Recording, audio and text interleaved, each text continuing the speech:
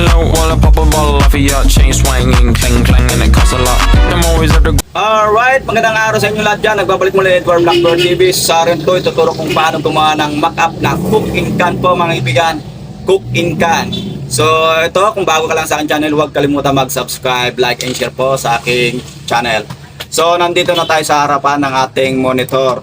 So ito na nga po mga kaibigan. So ito po yung sample natin na can na plain. So meron siya mga bubbles or ano ng lamig, pinaka cold niya. Alright, so unang hakbang ay pupunta tayo sa ating tool dito sa pang-apat, 1, 2, 3, 4. So gamitin natin magic wand tool and then click natin dyan and then select and brush lang natin mga kaibigan, kasi pag pwede naman po select subject or select eto katulad dito, pwede naman po to kung etong quick selection tool, pwede naman po yan. O yan, pwede naman po yan. Kahit saan pwede nyong mapadali yung pag-select ng subject. Pero pag-select subject kasi matagal mag-progress. Ito lang pinaka-shortcut niya, quick selection tool or magic wand tool. So ginamit natin yung quick selection tool and then control J or duplicate layer. So ito na po nga po siya, ito na sa pangalawang layer, ito na yung na-duplicate na layer natin na naka-PNG. So alright mga kaibigan, sunod nyan ay kiklik natin tong unang layer na pinaka-design natin, So ito ay aayusin lang natin dun sa kanyang katawan ng can, iakma lang natin doon sa tamang lugar, So yan. So bawasan natin yung fill or capacity, So yan, nakita nyo naman. Hanggang dyan lang po tayo, So ibig sabihin tama na yung ating nilagay na design. So balik natin sa capacity sa 100 or fill. So ang gagawin natin dyan, itong pangalawang layer ay iakyat natin. Iakyat lang po natin yan.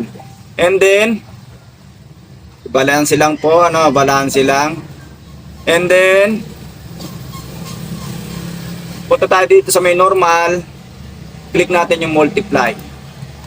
So na-click na natin yung multiply. Ang gagawin natin dyan ay i-click natin to yung pinaka-subject na can. Ito sa unang layer, click natin, pindutin natin quick selection tool. Ayan. Pwede naman itong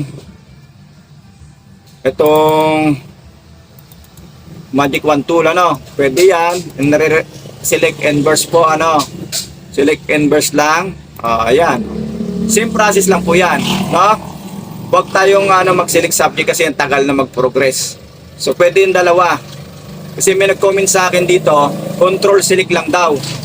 Control select lang daw. Pwede naman kako yan. Kung saan lang pumapadali kayo, yun ang gamitin nyo, katulad niyan, na-select na natin. So ginamit natin yung quick selection tool, So pupunta tayo sa pangalawang layer na-select na natin yung subject, yan.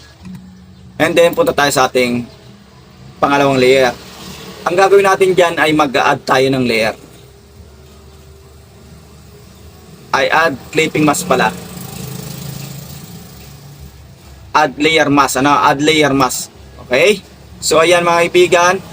So nakikita nyo naman, pwedeng bagubuguhin yan kung saan yung bagay, dissolve or darken. Ayan, nakikita nyo naman yan. Hard, linear, pin. Ang ginamit natin na yung kanina, ayan. So yan lang po mga kaibigan. Pwede natin i-use saturation yan, use saturation.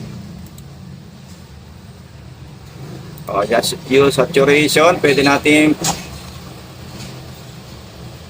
palinawin pa ng gusto, pwedeng baguhin ang kulay niyan. Pero ang kulay niya kasi pula. Papulahin natin. Gusto. Ha? Dilim. So yan mga kaibigan, gano'n lang po kadali paggawa ng mock-up ng cooking cam po mga kaibigan. Alright, kung may natutunan kayo, maraming salamat po. At kung wala kayo natutunan, maraming salamat din po. At yung mga master dyan sa editing, mag-comment lang kayo below kung paano natin mapadali ng mas mapadali pa yung paggawa ng mock-up. Alright, thank you very much for watching po mga kaibigan. God bless po sa inyong lahat dyan.